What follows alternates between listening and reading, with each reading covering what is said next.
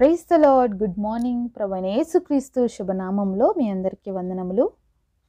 చిన్న ప్రార్థనతో ఈరోజు దేవుడి మాటల కొరకు మన హృదయాల్ని సిద్ధపరచుకుందామా? మమ్మల్ని ఎంతో మిక్కిలిగా ప్రేమించిన మా ప్రియ పరలోకమంతున్న తండ్రి, నీ ఘనమైన శ్రేష్టమైన నామాన్ని బట్టి వందనాలు చెల్లిస్తున్నామయ్యా. అని మీరు మాట్లాడే దేవుడు కదా ప్రభా. ఉదయకాల సమయంలో మాతో మాట్లాడండి ప్రభా. మమ్మల్ని బలపరచండి.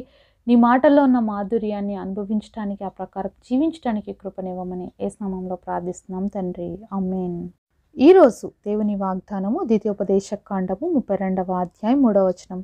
నేను యెహోవా నామమును ప్రకటించెదను, మన దేవుని మహత్యమును కొనియాడుడి.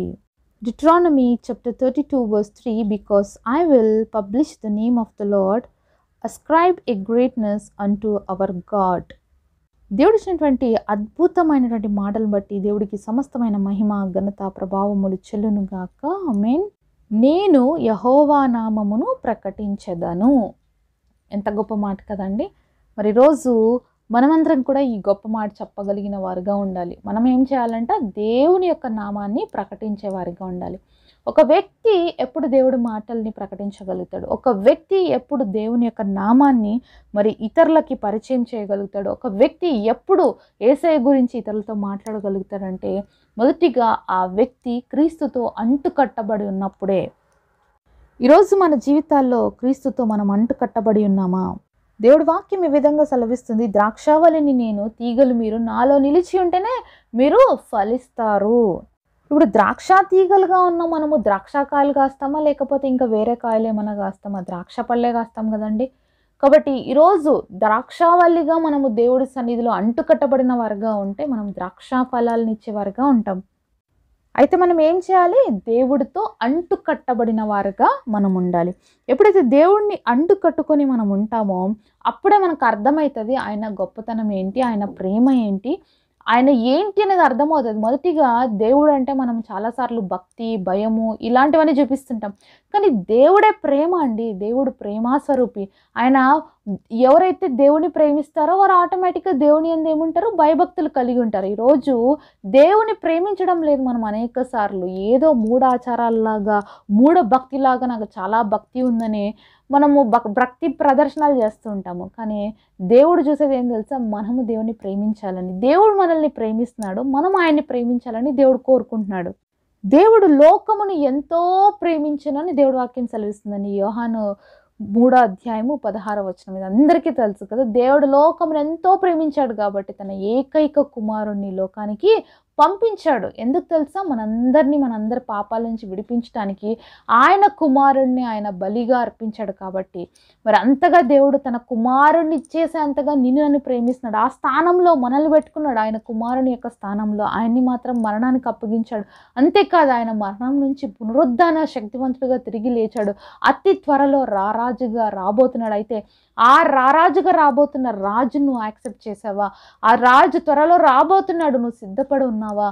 కాబట్టి ఈరోజు దేవుడు నీతో మాట్లాడుతున్నాడు. ఇంకా సిద్ధపాటు లేకపోతే, ఇంకా నువ్వు క్రీస్తులో అంటుకట్టబడం లేనటువంటి స్థితిలో ఉన్నట్లయితే ఈరోజు దేవుడు నామం నీకు ప్రకటించబడుతుందండి. యేసు ప్రభు ఎవరో నీకు తెలియకపోతే దేవుడు బిడ్డలుగా ప్రకటించే అవకాశాన్ని మాకు ఇచ్చాడు. దేవుడు మేము ప్రకటిస్తున్నాం. ఆయన నీ కోసం, నా కోసం పరలోకాన్ని, సమస్త వైభవాన్ని విడిచిపెట్టి మానవుడిగా జన్మించినటువంటి గొప్ప దేవుడు నిన్ను నన్ను ప్రేమిస్తున్నందుకు, మన పాపాల కోసం, మన యొక్క దోషాల కోసం ఆయన శిక్షనంతటిని అనుభవించి మనకు ఆ యొక్క భయంకరమైనటువంటి పాపంలో నుంచి విడుదల, విమోచన ఇచ్చినాడండి. ఈరోజు మరి కంపు కొడుతున్న జీవితాలతో, దేనికి పనికిరానటువంటి అసహించుకునేటువంటి జీవితాలతో మనం నిండి ఉన్నప్పుడు, అందరు చీపో తూపో అని అంటున్నటువంటి మన జీవితాలని ఎవరు ప్రేమించే వాళ్ళు మనకి లేనప్పుడు దేవుడు మనల్ని ప్రేమించాడండి. మనల్ని తన బిడ్డలుగా చేసుకున్నాడు. ఏ అర్హత లేదు, ఏ యోగ్యత లేదు, అయినా కూడా మనల్ని తప్పిపోయినటువంటి మరి కుమారుడు తిరిగి తండ్రి దగ్గరకు వచ్చినప్పుడు ఎంతగా తండ్రి హత్తుకొని ప్రేమించాడో ఈరోజు దినమెల్లా చేతులు చాచుతున్న దేవుడు నువ్వు కూడా తిరిగి ఆయన దగ్గరకు వస్తే ఆ తప్పిపోయిన కుమారుడి జీవితం ఏ విధంగా మార్చబడిందో నీ నా జీవితాలు కూడా ఖచ్చితంగా మార్చబడతాయండి.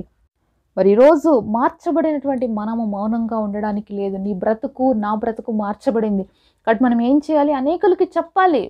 ఇప్పుడు ఏదైనా ఒక డాక్టర్ దగ్గరికి మనం వెళ్తే మనకు రోగం బాగైంది అనుకోండి, మనం మనలాంటి రోగంతో ఉన్న వాళ్ళకి ఏం చెప్తాం? నేను పలానా డాక్టర్ దగ్గరకు వెళ్ళానండి, ఆయన చాలా మంచి డాక్టర్, నాకు మంచి ట్రీట్మెంట్ ఇచ్చాడు, నేను కూడా నా పని అయిపోయింది అనుకున్నాను, ఇంతే, నేను జీవితాంతం ఈ రోగంతోనే అయిపోతుంది నా పరిస్థితి అనుకున్నాను. కానీ ఆయన దగ్గరికి వెళ్ళిన తర్వాత ఈ రోగం పోయిందని మనం చెప్తాం కదండి, అది టెస్టిమనీనే కదా. అలాగే ఈరోజు యేసయ్య దగ్గరకు వచ్చిన తర్వాత నీ జీవితం ఏ విధంగా మారింది, నీ బ్రతుకు ఏ విధంగా మారింది, దాని గురించి చెప్తాం అంతే. అదే సువార్త అన్న, అదే దేవుడి యొక్క సాక్ష్యం అన్న. క్రీస్తు మన కోసం చనిపోయి చేసినటువంటి త్యాగము, పునరుద్ధానుడై తిరిగి చేసినటువంటి అద్భుతాన్ని ఈ లోకానికి మనము ప్రకటించాలి. క్రీస్తు యొక్క పునరుద్ధానం ద్వారానే ఈరోజు క్రైస్తవ్యం సజీవంగా ఉందండి. కాబట్టి ఈ విషయం ఎంతోమందికి తెలియదు. ఈ విషయం చెప్పవలసిన బాధ్యత దేవుణ్ణి నమ్ముకున్నటువంటి మన మీద ఉంది.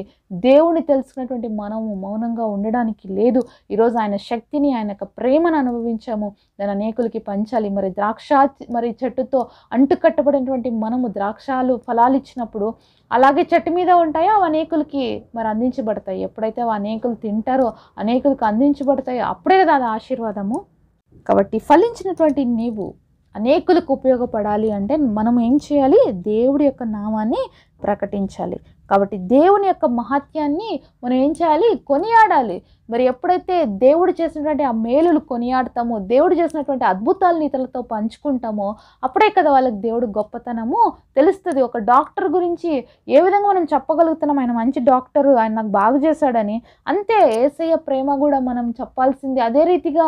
మనం ఏదైతే ఎక్స్పీరియన్స్ అవుతున్నామో, ఏదైతే మన జీవితంలో మార్చబడిందో, ఏదైతే మన పరిస్థితులు మన జీవితంలో మనం జయించలేనప్పుడు ఆయన మనకు జయించే శక్తినిచ్చాడో, అదే పరిస్థితిలో ఉన్న వాళ్ళతో మనం పంచుకున్నప్పుడు వాళ్ళు కూడా మార్చబడతారు కదా. అదే పరిస్థితుల నుంచి కూడా వాళ్ళు కూడా దాటివేయబడతారు కదా. కాబట్టి మనము క్రీస్తు ప్రేమను ప్రకటిస్తున్నామండి. అంతేగాని మతాలు మార్చడానికి మనం క్రీస్తు ప్రేమను ప్రకటించలేదు. ఎవరికి మతం గురించి మనం చెప్పాల్సిన అవసరం లేదండి. క్రీస్తు ప్రేమని చెప్దాం. ఎందుకంటే క్రీస్తు మన కోసం చేసిన త్యాగాన్ని లోకానికి పరిచయం చేద్దాం. ఎంతోమందికి తెలియదు ఇంకా ఈ ప్రేమ ఎంత గొప్పదని. నిర్లక్ష్యంగా, అలక్ష్యంగా, మరి ఎంతోమంది వ్యంగ్యంగా, అపహాస్యంగా మాట్లాడుతున్నారేమో. దయచేసి మరి ఈ ప్రేమ, ఈ గొప్పతనం, ఈ త్యాగము మనం తెలుసుకోవాల్సిన వారుగా ఉన్నామండి. దేవుడు పరలోక రాజ్యాన్ని విడిచిపెట్టి భూమి మీదకి వచ్చాడంటే ఆయనకి నీ పట్ల, నా పట్ల ఎంత గొప్ప ప్రేమ ఉందని అది ఆలోచించాలండి. ఒక మానవుడు చేసిన తప్పుల కోసం మానవుడికి శిక్ష పడకూడదని దేవుడే మానవుడిగా పుట్టి మానవుని యొక్క శిక్ష అంతటిని ఆయన మీద వేసుకొని ఆయన మరణించి మృత్యుంజయుడే తిరిగి లేచాడండి. ఈరోజు క్రైస్తవుల్లో ఉన్న నిరీక్షణ ఏంటి తెలుసా? క్రీస్తు పునరుద్ధాన శక్తివంతుడు. ఆయన యొక్క సమాధి ఖాళీగా ఉంది. ఆయన పునరుద్ధానుడు అయినటువంటి దేవుడు అనమాట. ఈ లోకంలో ఎవ్వరు కూడా ఇంతవరకు చనిపోయి లేచినటువంటి వ్యక్తులు ఎవ్వరు లేరండి. కానీ యేసుక్రీస్తు ప్రభు మాత్రమే చనిపోయి తిరిగి లేచినటువంటి గొప్ప దేవుడు. కాబట్టే ఆయన యందు విశ్వాసం ఉంచాలి. ఎందుకంటే పునరుద్ధాన శక్తివంతుడైనటువంటి దేవుడు, నిన్న నేడు నిరంతరం ఏకరీతిగా ఉన్న దేవుడు. కాబట్టి ఆయన ప్రేమను మేము ప్రకటిస్తున్నామండి. ఆయన యొక్క ప్రేమను, ఆయన యొక్క గొప్పతనాన్ని ఈరోజు కొనియాడుతున్నాం. ఎందుకంటే మా జీవితాల్లో అనుభవించాం, మా జీవితాలు మార్చబడ్డాయి, మా బ్రతుకులు మార్చబడ్డాయి. ఒకప్పుడు మా స్థితి వేరు, ఈరోజు మా స్థితి వేరు అని ఖచ్చితంగా చెప్పగలుగుతామండి. ఎందుకంటే ప్రతి ఒక్కరి జీవితాలని మార్చడానికి దేవుడికి మాత్రమే శక్తి ఉంది. కాబట్టి ఆయన నామాన్ని ఈరోజు ప్రకటిస్తున్నాం. ఊరికనే ఎవరు మరి ఈ విధంగా చెప్పడానికి ఇష్టపడరండి. అనుభవించి వాళ్ళ జీవితాల్లో వాళ్ళ పరిస్థితులు, వాళ్ళ యొక్క బ్రతుకులు మారినప్పుడే చెప్పగలుగుతామండి. ఏదో యేసుప్రభుని నమ్ముకుంటే రోగం పోయింది, యేసుప్రభుని నమ్ముకుంటే ఆశీర్వాదం వచ్చిందని కాదు, కానీ యేసుప్రభుని నమ్ముకున్నందుకు జీవితమే మార్చబడిందండి. పాపము నుంచి ఒక వ్యక్తికి విడుదల వస్తుంది ఖచ్చితంగా. ఈరోజు పాపము నుంచి, శాపము నుంచి విడిపించబడ్డాం కాబట్టి ఆయన నామాన్ని ప్రకటిస్తున్నాం. ఈరోజు మా బ్రతుకులు మార్చబడ్డాయి కాబట్టే మాలాంటి ఎంతోమంది మారాలని కోరుకొని దేవుడి మాటల్ని ప్రకటిస్తున్నాం. అంత మాత్రమే కాదండి, మార్పు చెందినటువంటి మా జీవితాల్లో దేవుడు ఎంత గొప్ప ఆశీర్వాదాన్ని కూడా ఇచ్చాడు. ఆయన గొప్ప దేవుడు, గొప్ప స్థితిలోకి కూడా హెచ్చించే దేవుడు. కాబట్టి మేము నమ్ముకున్నటువంటి దేవుడు ఎంత శక్తివంతుడా అని పరిచయం చేయడానికి ఆశపడుతున్నాం, ఇష్టపడుతున్నాం. ఇది ఒక మత మార్పిడి కానే కాదండి. ఇది ఒక కేవలం హృదయాన్ని మార్చుకోవడానికి, బ్రతుకులు మార్చుకోవడానికి దేవుడు ఇచ్చినటువంటి అద్భుత అవకాశం. క్రైస్తవ్యం అనేది మతము కానే కాదు అనే విషయాన్ని దయచేసి తెలుసుకోవాల్సిందిగా తెలియజేస్తున్నామండి. మరి దేవుడి బిడ్డలుగా ఎవరు కూడా మనం మౌనంగా ఉండడానికి వీల్లేదండి. మనం మార్చబడ్డాం. మనలాంటి స్థితిలో ఉన్న వాళ్ళు అనేకులు మార్చబడాలి అంటే క్రీస్తు ప్రేమను మనం ప్రకటించాలి. ఆయన మహత్యాన్ని మనం కొనియాడే వారిగా ఉండాలి. అట్టి గొప్ప జీవితాలు దేవుడు మనందరికీ దయచేయును గాక. పరిశుద్ధుడైన తండ్రి, మీరు ఇచ్చినటువంటి అద్భుతమైన మాటల కొరకై మీకు వందనాలు. నాన్న, ఒకప్పుడు మా జీవితాన్ని మార్చి ఈరోజు నీ నామం కోసం నిలబడడానికి, నీ ప్రేమను ప్రకటించడానికి మాకు ఇచ్చిన అవకాశాన్ని బట్టి స్తుతిస్తున్నాం తండ్రి. మేము మౌనంగా ఉండడానికి వీల్లేదు.